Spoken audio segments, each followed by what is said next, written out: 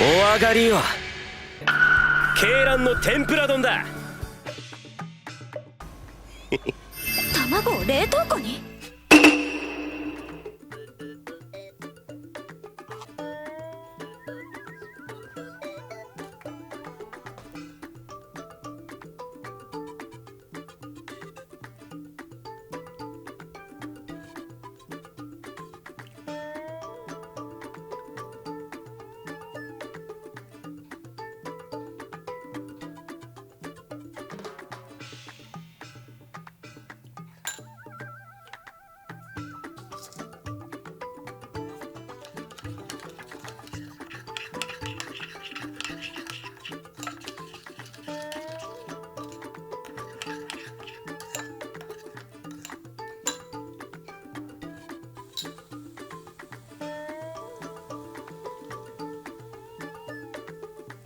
鰹節よし。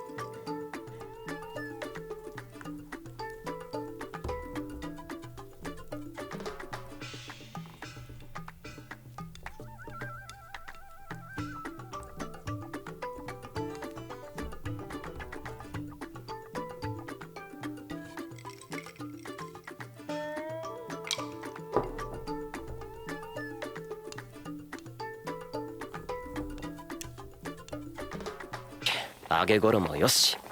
米もちょうど水に浸しといてラッキーだったぜ。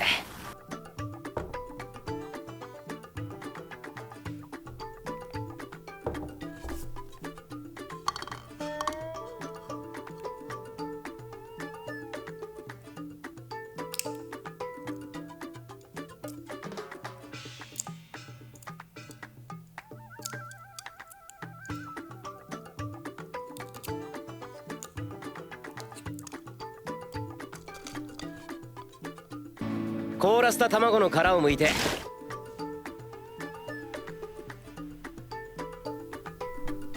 で衣をまとわせて、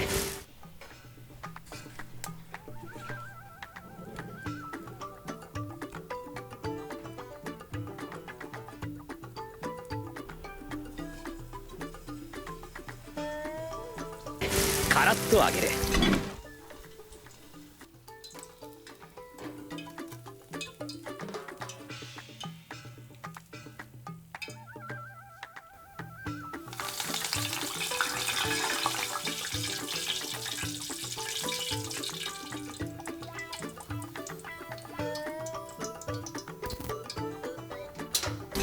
炊きたてご飯にたっぷりタレをかけて、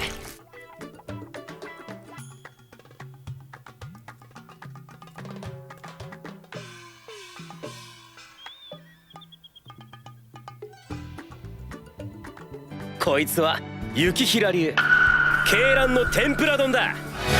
お上がりよ。